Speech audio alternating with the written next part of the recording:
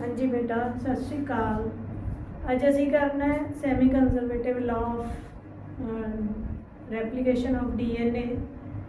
हुण इहदा मतलब की है? सैमी मीनस अद्धा, कंजरवेटिव कंजर्वड संभाल के रखा हुआ, अद्धा संभाल के रखा हुआ DNA जिहड़ा मिलिया पिछों अपने पेरेंट्स तो, पेरेंट सैल तो जिहड़ा DNA मिलिया ਉਹਨੂੰ ਅੱਧਾ संभाल के रखे तो अद्धा नवा बना लिया।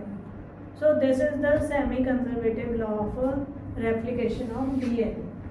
सो इत्थे पहला जिवें असीं गल कीती सी, वाटसन ते क्रिक ने भी यही सुझाव दिते, तो फिर असीं जिहड़ा हैगा हुण इहदा प्रूफ लै रहे हैं एक्सपैरीमेंट का। मैसलसन एंड स्टाल एक्सपैरीमेंट है। It is very important for जो एग्जामिनेशन पॉइंट ऑफ व्यू। ये मैसलसन एंड स्टाल, मैथ्यू मैसलसन ते फ्रैंकलिन स्टाल, इन्होंने काफ़ी काम किया DNA के उत्ते। इन 1958 दे विच इन्होंने की किया, E coli bacterium, E coli जिहड़ा हैगा bacteria, it is the most favourite bacteria for the experimentation in the labs. So E coli bacteria जिहड़ा हैगा वो साडे भी अंदर रहिंदा है, लार्ज इंटस्टाइन दे विच बी कंपलैक्स बनाउंदा, वो विटामिन K बनाउंदा। सो इट इज़ सिम्बायोसिस कह दईए इहनूं साडे नाल करदा।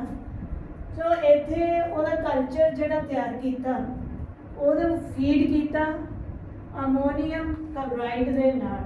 अमोनीयम क्लोराइड है जिहड़ा ਉਹਦੇ ਵਿੱਚ नाइट्रोजन हैवी आइसोटोप जिहड़ा इस्तेमाल किया N15 रेडियो आइसोटोप लेबल्ड। पहला भी गल की आप लेबल्ड की भी इत्थे जिहड़ा रेडियो एक्टिविटी नूं ही लेबलिंग मन्निया जाता, क्योंकि इत्थे कोई टैग तो लगता नहीं भी पता लगे कौन किधर नूं जा रहा, जां साडी जिहड़ी इनफॉर्मेशन है उन्होंने असी अपडेट रखीए, उहदा असी पता लाइए भी इन्हें किहड़ा पाथ है जिहड़ा वो रस्ता है जिहड़ा वो अपनाया। सो इहदे वास्ते नाइट्रोजन 15 अमोनीयम क्लोराइड दिता गया है तो ई कोलाई नूं जिहड़ा हैगा कल्चर तैयार किया। पहला जिहड़ा कल्चर हैगा वो नॉर्मल नाइट्रोजन दे विच, सारे बैक्टीरिया पहला नॉर्मल ने, हुंदे ही नॉर्मल ने।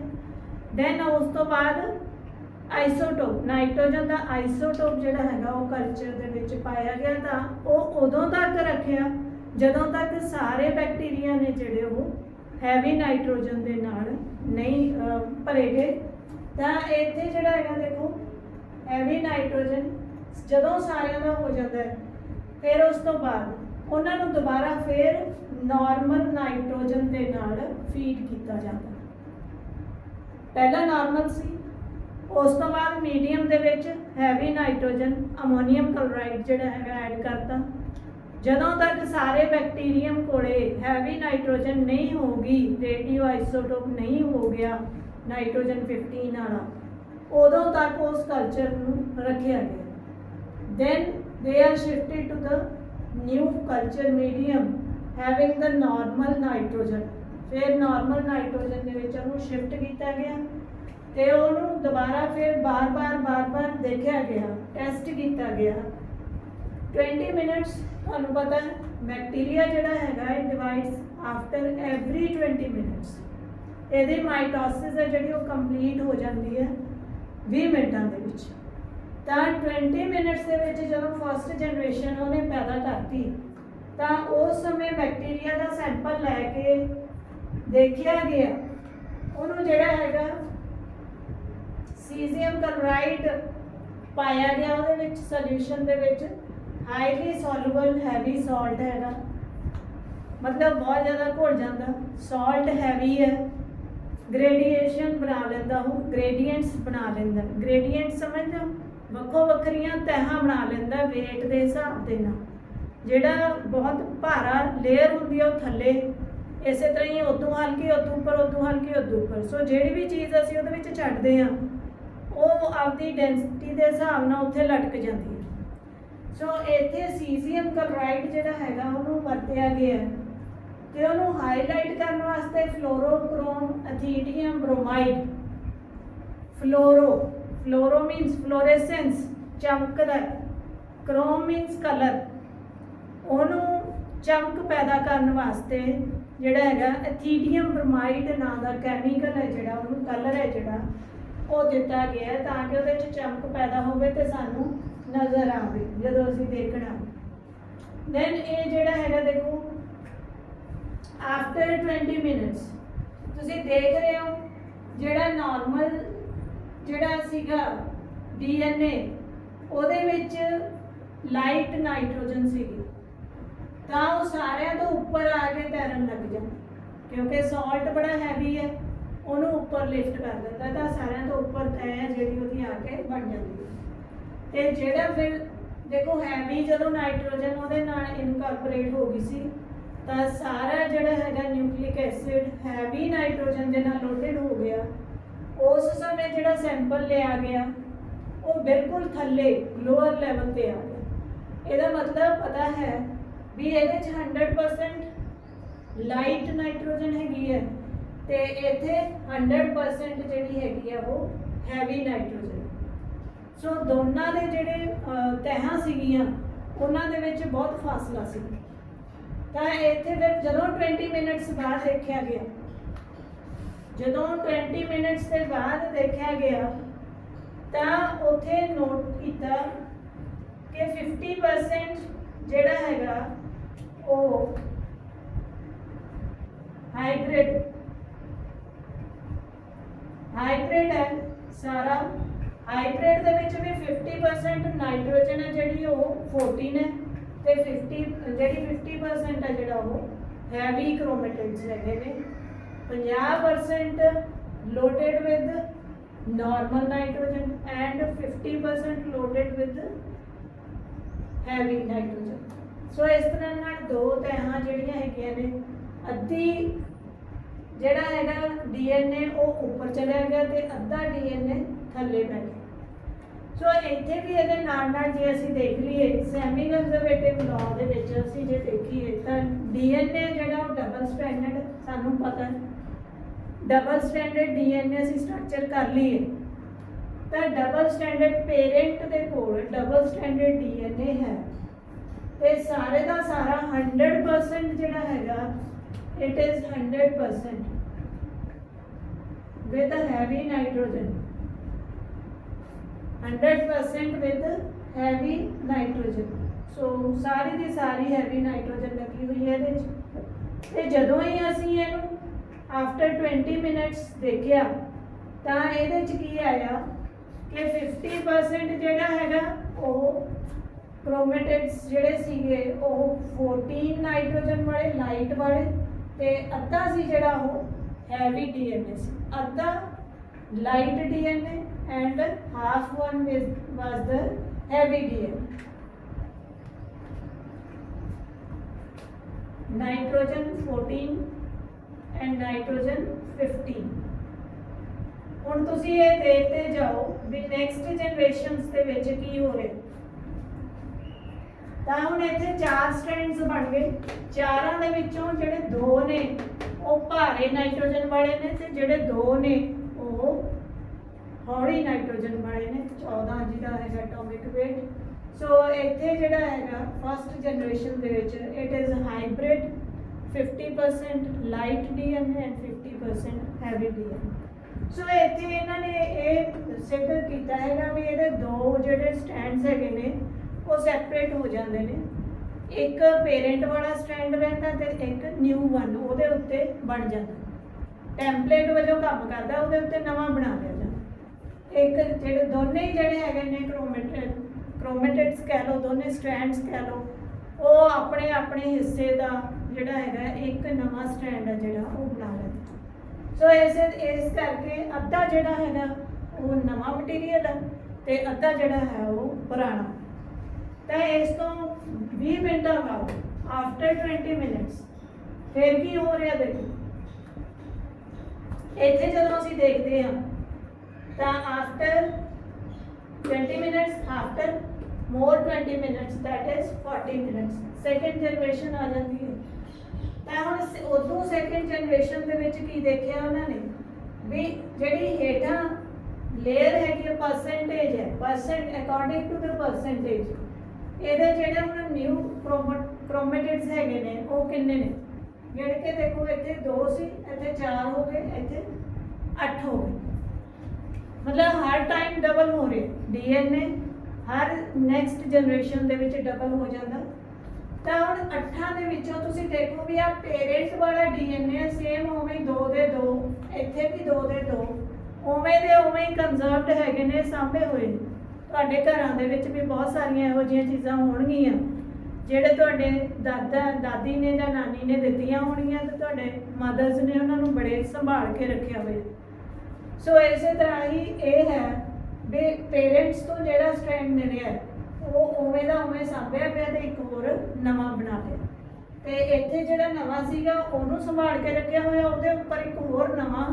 ਜਿਹੜਾ ਹੈਗਾ ਨੈਕਸਟ ਜਨਰੇਸ਼ਨ ਦੇ ਵਿੱਚ ਬਣ ਜਾਂਦਾ ਪਰ ਹੁਣ ਜਿਹੜੇ ਇੱਥੇ ਨਵੇਂ ਬਣ ਰਹੇ ਨੇ ਉਹ ਸਾਰੇ ਦੇ ਸਾਰੇ ਨਾਈਟ੍ਰੋਜਨ 14 ਵਾਲੇ ਹੀ ਨੇ ਸੋ ਇੱਥੇ 8 ਸਟ੍ਰੈਂਡਸ total these are 8 strands out of those only 2 they are the loaded with heavy nitrogen so 8 ਦੇ ਵਿੱਚੋਂ 2 ਜਦੋਂ percentage ਕੱਢੀਏ that is the 25% only and 75% with the nitrogen 14 ਤਾਂ ਇਥੋਂ ਇਹਨਾਂ ਨੂੰ ਬਿਲਕੁਲ ਸਿੱਧੇ ਸਟੈਂਡਸ ਕਰਕੇ ਦਿਖਾਇਆ ਹੋਇਆ ਸੇਮ ਹੀ ਹੈਗਾ ਬੇਟਾ ਬਿਲਕੁਲ ਸਿੰਪਲ ਫਾਰਮ ਦੇ ਵਿੱਚ आफ्टर 20 मिनट्स ਜਿਹੜੀ ਲੇਬਲਡ ਡੀਐਨਏ ਇੱਥੇ 100% ਹੈਗਾ after 20 minutes hybrid that is formed ਅੱਧਾ ਜਿਹੜਾ ਹੈਗਾ 14N ਤੇ ਅੱਧਾ 15N ਨਾਈਟ੍ਰੋਜਨ ਅਮੋਨੀਅਮ ਕਲੋਰਾਈਡ ਜਿਹੜਾ ਅਸੀਂ ਉਹਦੇ ਚੋਂ ਲਿਆ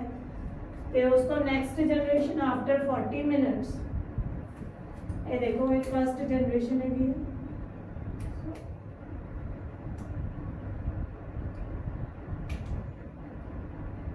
first generation this is the second generation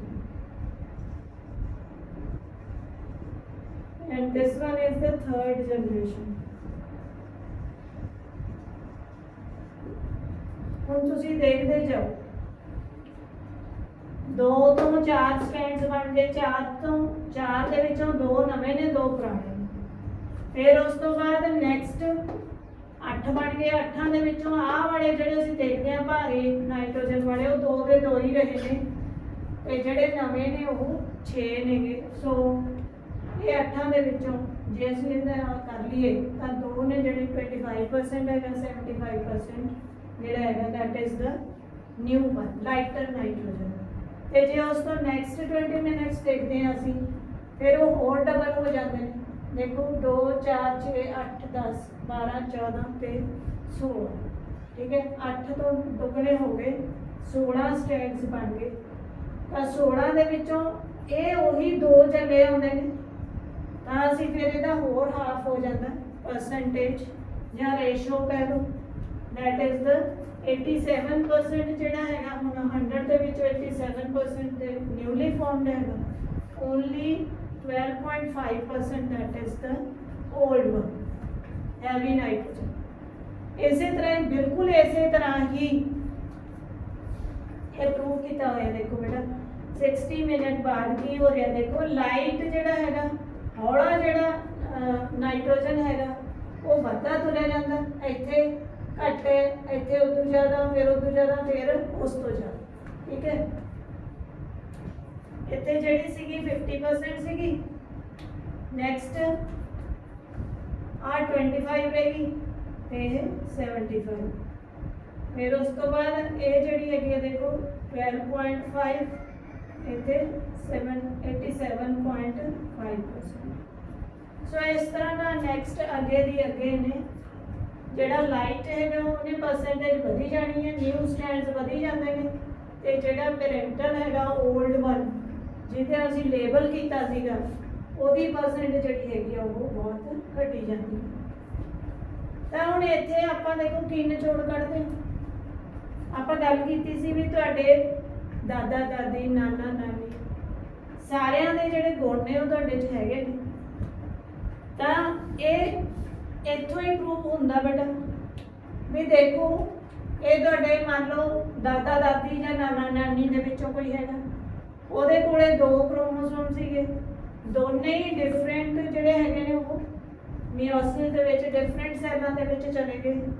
फिर उस तो बाद नैक्सट जनरेशन दे विच भी आ गए देखो, पर चांसिस ने जिहड़े वो जिन्ना दूर जनरेशन जाई जाऊगी उन्ने चांसिस ने वो घटी जाते हैं। उन्हां दे फैक्टर तुहाडे च हैगे ने, पर उत्थे क्रॉसिंग ओवर वगैरह हुंदी आ, पूरे दा पूरा क्रोमोसोम नहीं जाता, ਉਹਦੇ ਵਿੱਚ ਚੇਂजेस आ ਜਾਂਦੀਆਂ ਨੇ ਸਾਰਿਆਂ ਦੇ। पर जिन्नी देखो पीढ़ी थोड़े तो दूर जाई जाऊगी उन्ने ਉਹਦੇ ਚ ਤੁਹਾਡੇ ਸਿੰਪਟਮਸ ਨੇ ਜਿਹੜੇ ਉਹ ਘਟੀ ਜਾਣਗੇ। ਜਿੰਨੀ ਪੀढ़ी ਤੁਹਾਡੇ ਨੇੜੇ ਹੋਊਗੀ ਉਨੇ ਸਿੰਪਟਮਸ ਉਹਦੇ ਵੱਧ ਹੋਣਗੇ। ਆਪਣੇ ਘਰਾਂ ਦੇ ਵਿੱਚ ਦੇਖੋ ਕਿੰਨੇ ਆਪਾਂ ਕਹਿੰਦੇ ਸ਼ਰੀਕੇ ਵਾਲੇ ਨਾਲ ਦੇ ਘਰ ਨੇ, ਸਾਡੇ ਚਾਚੇ ਤਾਏ ਨੇ, ਹੋਰ ਨੇ, ਉਹਨਾਂ ਦੇ ਵਿੱਚ ਸਾਰੇ ਸਾਡੇ ਵਾਲੇ ਗੁਣ ਨੇ ਜਿਹੜੇ ਉਹ ਮਿਲਦੇ ਹੁੰਦੇ ਨੇ। ਥੋੜੇ ਬਹੁਤ, ਜ਼ਿਆਦਾ ਨਹੀਂ, ਕੁਛ ਨਾ ਕੁਛ ਤਾਂ ਜ਼ਰੂਰ ਮਿਲਦੇ ਹੋਣਗੇ। ਤੇ ਮਾਪਿਆਂ ਦੇ ਜਿਹੜੇ ਤੁਹਾਡੇ ਪੇਰੈਂਟਸ ਨੇ ਉਹਨਾਂ ਦੇ ਤੁਹਾਡੇ ਅੰਦਰ ਜ਼ਿਆਦਾ ਗੁਣ ਹੋਣਗੇ, ਤੇ ਉਸ ਤੋਂ ਅੱਗੇ ਨੈਕਸਟ ਜਨਰੇਸ਼ਨ ਤੁਹਾਡੀ ਆਊਗੀ ਜਿਹੜੀ ਉਹਦੇ ਵਿੱਚ ਵੀ ਤੁਹਾਡੇ ਜਿਹੜੇ ਕਰੈਕਟਰਸ ਹੈਗੇ ਨੇ ਉਹ ਕਾਫੀ ਹੱਦ ਤੱਕ ਮਿਲਦੇ ਹੋਣਗੇ। ਤਾਂ ਹਰੇਕ ਬੱਚੇ ਦੇ ਵਿੱਚ ਉਹਦੇ ਮਦਰ ਦੇ, ਫਾਦਰ ਦੇ ਜਿਹੜੇ ਗੁਣ ਨੇ ਉਹ ਚਲੇ ਜਾਂਦੇ ਨੇ ਇਸੇ ਢੰਗ ਦੇ ਨਾਲ, ਕਿਉਂਕਿ ਮਦਰ ਫਾਦਰ ਦੇ ਵਿੱਚ ਉਹਨਾਂ ਦੇ ਪੇਰੈਂਟਸ ਦੇ ਕਰੈਕਟਰ ਸੀਗੇ, ਤਾਂ ਇਸ ਕਰਕੇ ਉਹਨਾਂ ਦੇ ਵੀ due to crossing over genes ਜਿਹੜੇ ਹੈਗੇ ਨੇ ਉਹ ਇੰਟਰਚੇਂਜ ਹੋ ਜਾਂਦੇ ਨੇ। ਤੁਸੀਂ ਪੜ੍ਹੇ ਹੋਏ ਨੇ 5th ਜਿਹੜਾ ਚੈਪਟਰ ਸੀਗਾ ਜੈਨੇਟਿਕਸ ਦੇ ਵਿੱਚ, ਸੋ ਉਹ ਰੀਕੰਬੀਨੇਸ਼ਨਸ ਬਣਦੇ ਨੇ ਉਹਨਾਂ ਕਰਕੇ। ਤੇ ਉਸ ਤੋਂ ਬਾਅਦ ਸੈਗਰੀਗੇਸ਼ਨ ਜਿਹੜੀ ਹੁੰਦੀ ਹੈ ਉਹ ਵੀ ਗੱਲ ਕੀਤੀ ਹੈ, ਤਾਂ ਸੈਗਰੀਗੇਟ ਹੋ ਜਾਂਦੇ ਨੇ, ਸੈਗਰੀਗੇਟ ਹੋ ਕੇ ਸੈਮੀ ਕੰਜ਼ਰਵੇਟਿਵ ਦਾ DNA ਹੈ ਵੀ ਇਸ ਤਰ੍ਹਾਂ ਨਾਲ।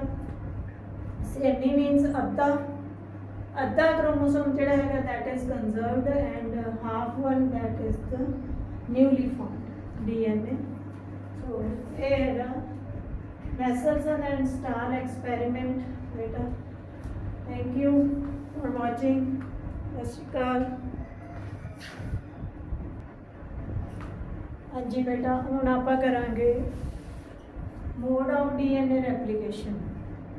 ਇਹਦੇ ਬਾਰੇ ਥੋੜਾ ਜਿਹਾ ਤੁਹਾਨੂੰ ਸਮਝਾ ਦਈਏ ਵੀ ਇਹ ਕਿਸ ਢੰਗ ਦੇ ਨਾਲ DNA ਜਿਹੜਾ ਰੈਪਲੀਕੇਟ ਕਰਦਾ। Replication means carbon copies. ਮੰਨ ਲਓ ਆ DNA ਬਿਲਕੁਲ ਆਪਦੇ ਵਰਗੀ ਇੱਕ ਹੋਰ ਕਾਪੀ ਇਹਨੇ ਤਿਆਰ ਕਰਨੀ ਹੈ, ਇਹਦੇ ਉੱਪਰ ਹੀ ਰੱਖ ਕੇ ਤਿਆਰ ਹੋਊਗੀ। ਸੋ this is the DNA replication. ਦੋ ਅਲੱਗ-ਅਲੱਗ ਸਟ੍ਰੈਂਡਸ ਹੈਗੇ ਨੇ, ਪਰ ਉਹ ਇਕੱਠੇ ਪਏ ਨੇ, ਜੁੜੇ ਪਏ ਨੇ ਥਰੂ ਹਾਈਡਰੋਜਨ ਬੌਂਡਸ। ਉਹ ਹਾਈਡਰੋਜਨ ਬੌਂਡਸ ਟੁੱਟ ਜਾਣਗੇ, ਦੋਨੇ ਸਟ੍ਰੈਂਡਸ ਸੈਪਰੇਟ ਹੋ ਜਾਣਗੇ। ਇਹ ਆਪਣਾ ਨਵਾਂ ਸਟ੍ਰੈਂਡ ਬਣਾ ਲੂਗਾ, ਇੱਧਰਲਾ ਆਪਣਾ ਨਵਾਂ ਸਟ੍ਰੈਂਡ ਬਣਾ ਲੂਗਾ। ਸੋ ਦੋ ਜਿਹੜੇ ਹੈਗੇ ਨੇ ਕ੍ਰੋਮੋਸੋਮਸ ਉਹ ਨਵੇਂ ਤਿਆਰ ਹੋ ਜਾਣਗੇ, ਜਿਨ੍ਹਾਂ ਦੇ ਕਿ 4 ਸਟ੍ਰੈਂਡਸ ਹੋਣਗੇ, 4 ਕ੍ਰੋਮੈਟਿਡਸ ਹੋਣਗੇ। ਨਾਓ ਇਹ DNA of mode of DNA replication. ਇਹਦੇ ਵਿੱਚ ਅਸੀਂ ਜਦੋਂ ਗੱਲ ਕਰਦੇ ਹਾਂ ਪ੍ਰੋਕੈਰੀਓਟਸ ਦੀ, ਪ੍ਰੋਕੈਰੀਓਟਸ ਦੇ ਵਿੱਚ ਕੀ ਹੈ ਬੇਟਾ, ਸਿੰਗਲ ਕ੍ਰੋਮੋਸੋਮ ਹੈਗਾ ਇੱਕ, ਦੈਟ ਇਜ਼ ਸਰਕੂਲਰ। ਤੁਹਾਨੂੰ ਪਤਾ ਹੈ ਵੀ ਉਹ ਸਰਕੂਲਰ ਹੈ, ਗੋਲ ਹੈ ਉਹ। ਤਾਂ ਇਹਦੇ ਵਿੱਚ ਦੇਖੋ ਕੀ ਹੈ, ਹੁਣ ਸਰਕਲ ਹੈ, ਸਰਕਲ ਦੇ ਵਿੱਚ ਤੁਸੀਂ ਭੱਜ ਕੇ ਜਾਣਾ, ਦੌੜ ਕੇ ਜਾਣਾ। ਤੁਸੀਂ ਇੱਕ ਜਗ੍ਹਾ ਤੋਂ ਸ਼ੁਰੂ ਕਰੋਗੇ, ਇੱਕ ਜਗ੍ਹਾ ਤੋਂ ਚੱਲਦੇ ਤੁਸੀਂ ਘੁੰਮ ਕੇ ਇੱਥੇ ਹੀ ਫੇਰ ਆਓ। ਸੋ ਤੁਹਾਨੂੰ ਕਿਤੇ ਵੀ ਰੁਕਣ ਦੀ ਜ਼ਰੂਰਤ ਨਹੀਂ ਹੈ। ਸੋ ਇਸੇ ਤਰ੍ਹਾਂ ਹੀ ਦੂਜੇ ਸਟੈਂਡ ਦੇ ਉੱਤੇ ਉਹ ਦੂਸਰੇ ਪਾਸੇ ਨੂੰ ਚੱਲ ਪਊਗਾ, ਪਰ ਰੁਕਿਆ ਕਿਤੇ ਨਹੀਂ ਹੈਗਾ, ਉਹ ਵੀ ਇੱਥੇ ਹੀ ਪਹੁੰਚ ਗਿਆ। ਸੋ ਇਸ ਕਰਕੇ ਇਹਨਾਂ ਕੋਲੇ ORI origin of replication, it is single, only one। Bacteria ਜਾਂ ਫਿਰ ਪ੍ਰੋਕੈਰੀਓਟਿਕ ਦੀ ਗੱਲ ਕਰ ਲਈਏ, ਪ੍ਰੋਕੈਰੀਓਟਸ ਦੀ ਉਹੀ ਹੁੰਦੇ ਨੇ। ਤਾਂ ਇਹਨਾਂ ਦੇ ਵਿੱਚ ਇੱਕੋ ਹੀ ਕ੍ਰੋਮੋਸੋਮ ਹੁੰਦਾ, ਉਹ ਨੇਕਡ ਪਿਆ ਸਾਈਟੋਪਲਾਜ਼ਮ ਦੇ ਵਿੱਚ। ਤਾਂ they have single origin of replication। origin of replication ਬਹੁਤ ਜ਼ਰੂਰੀ ਆ, MCQ ਦਾ ਕੁਐਸਚਨ ਹੈ ਬੇਟਾ ਤੁਹਾਡਾ ਇਹ। origin of replication ਪ੍ਰੋਕੈਰੀਓਟਸ ਦੇ ਵਿੱਚ ਸਿੰਗਲ ਹੈ, ਯੂਕੈਰੀਓਟਸ ਦੇ ਵਿੱਚ ਮਲਟੀ ਬਹੁਤ ਹੈਗੇ ਨੇ। ਤਾਂ ਇੱਥੇ ਮਲਟੀ ਜਿਹੜਾ हैगा रैप्लिकॉनिक कहते हैं इनू, रैप्लिकॉन वास्ते ओरिजिन ऑफ रैप्लिकेशन मल्टी रैप्लिकॉनिक, मतलब बहुत सारे थावां तो उन्होंने शुरुआत करनी पैंदी है। क्यों? क्योंकि उहदे कोले लीनियर डीएनए पे ਵੱਖੋ ਵੱਖਰੇ ने क्रोमोसोम साढ़े ही 23 ने ते बहुत सारा वड्डा डीएनए साढ़े कोले 23 क्रोमोसोम्स नूं जे जोड़ लीए तो बहुत ज़्यादा हैवी बल्कि क्रोमोसोम जिहड़ा हैगा वो बन जाना। सो इस करके कुदरत नूं ना टोटियां दे विच करता उन्होंने छोटा, तो जदों टोटे हो गए फिर हुण इन्हां दे ओरिजिन ऑफ रैप्लिकेशनस भी ज़्यादा होणगे, इहदे कोले जीन्स भी ज़्यादा ने, इन्हें प्रोटीन्स भी ज़्यादा कोड किए हुए ने, इन्हें कोले प्रोटीन्स बहुत थोड़े ने। सो इस तरह नाल जिहड़ा हैगा जे हुण इहनूं आपां शुरू करना तो इहदे कोले अपना ओरिजिन ऑफ रैप्लिकेशन चाहिए, इन्हें शुरू करना इहदे कोले अपना चाहिए। सो इस करके यूकैरियोट्स दे कोले बहुत सारे जिहड़े हैगे ने वो ओरिजिन ऑफ रैप्लिकेशन पे। सो दे आर मल्टी रैप्लिकॉनिक। कॉन्टीन्यूअस गल कर ली असी, लगातार चलता है, किते ब्रेक नहीं होंदा। इत्थे जिहड़ा हैगा डिसकॉन्टीन्यूअस, इत्थे जे हुण इहनूं रैप्लीकेट कर लिया तो उहनूं डिसकॉन्टीन्यू करना पैना, फिर दूजे नूं, फिर तीसरा। सो अलग अलग सारे ने जिहड़े वो होणगे रैप्लीकेट। सो इहनूं असीं कॉन्टीन्यू नहीं कर सकते। दैन जिहड़ा हैगा नैक्सट इहदे च हैगा सैमी कॉन्टीन्यूअस। सैमी मीनस अद्धा किलो, डिसकॉन्टीन्यूअस इत्थे जिहड़ी असीं गल करदे हां भी जिहड़ा डीएनए है लीनियर डीएनए वो खुल गया, उन्हें खुल के वाई शेप फोक बना लिया। तो इत्थे जदों असीं देखदे हां 3:5 3 प्राइम ते 5 प्राइम 5 प्राइम ते 3 प्राइम एंड ने। पर एक गल तुसीं याद रखनी है भी जिहड़े नवे न्यूक्लियोटाइड जुड़ते हैं they are always added at 3 prime and 3 number carbon से जुड़नगे। सो इस करके जदों ही असीं देखते हैं जे असीं इत्थों शुरू करते हैं इहनूं देखो इधर नूं तो इत्थे 3 प्राइम एंड आऊगा, इधर 5 आऊगा, तो ये कॉन्टीन्यूअस नहीं हो सकता। सो ये किवें बनूगा? डिसकॉन्टीन्यूअस। ये जिन्ना क फोक खुल गया उन्ना क उत्थों फिर सैगमेंट है जिहड़ा वो पिछे नूं बनूगा, इधरों उधर नूं जाऊगा, इधर जिन्ना क खुली जाऊगा उन्ना क सैगमेंट जिहड़ा हैगा वो बनी जाना। पर इहदे उत्ते जदों असीं देखदे हां दिस इज कॉन्टीन्यूअस, इत्थे 5 प्राइम एंड है ते 3 प्राइम एंड है, इन्हें लगातार लगातार खुलते जाना ते लगातार कॉन्टीन्यूअसली उन्हें बनते जाना है। सो अद्धा सैमी, सैमी मीनस अद्धा कॉन्टीन्यूअस है ना, अद्धा डिसकॉन्टीन्यूअस रैप्लिकेशन। एस फेज दे विच वापरदी है synthesis phase. Then multi step है, बहुत सारे स्टैप ने, आपां करांगे उन्हां बड़ा डिटेल दे विच। It is a complex process, कोई सौखी जी नहीं हैगी, बहुत ही गुंझलदार प्रोसैस है जी। एक नवा डीएनए बनाना, नवा कंट्रोलिंग यूनिट बनाना है, many enzymes and lot of energy that is needed.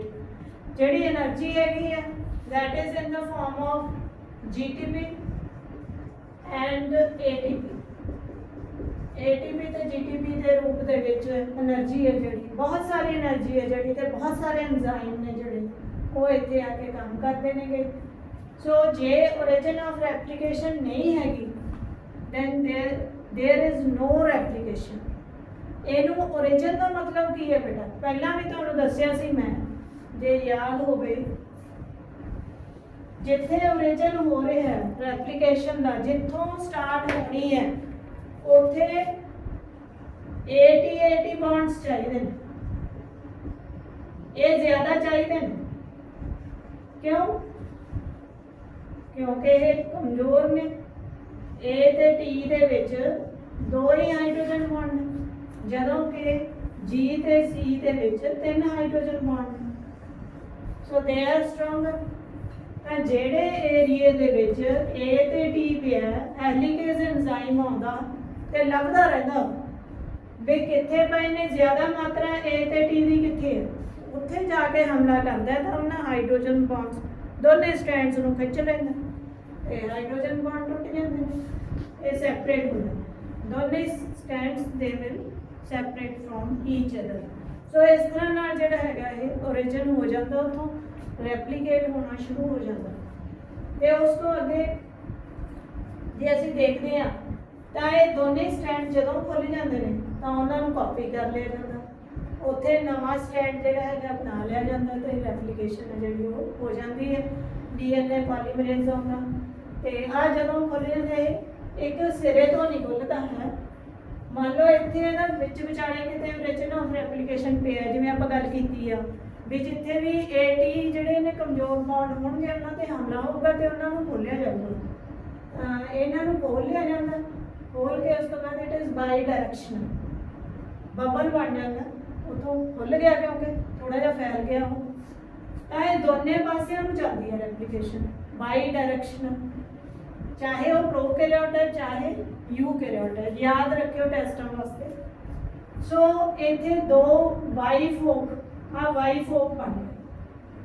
Next ਅਸੀਂ ਅਗਲੇ ਲੈਕਚਰ 'ਚ ਬੜੀ ਡਿਟੇਲ 'ਚ ਕਰਾਂਗੇ।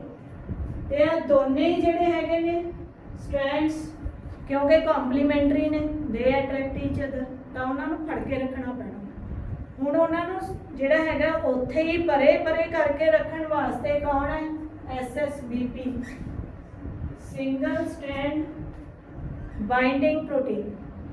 ਸਿੰਗਲ ਸਟ੍ਰੈਂਡ ਇਹਨੂੰ ਸਿੰਗਲ ਰੱਖਣਾ ਹੈ, ਸਿੰਗਲ ਸਟ੍ਰੈਂਡਡ ਬਾਈਂਡਿੰਗ ਇਹਦੇ ਨਾਲ ਵੱਜ ਜਾਂਦੀ ਹੈ, ਇਹਦੇ ਨਾਲ ਬੰਨ ਕੇ ਪ੍ਰੋਟੀਨ ਹੈ ਜਿਹੜੀ ਉਹਨੂੰ ਖਿੱਚ ਕੇ ਰੱਖਦੀ ਹੈ, ਅਲੱਗ-ਅਲੱਗ ਕਰਕੇ ਰੱਖਦੀ ਹੈ ਤਾਂ ਕਿ ਇੱਥੇ ਜਿਹੜੀ ਰੈਪਲੀਕੇਸ਼ਨ ਹੈ ਉਹ ਹੋ ਸਕੇ।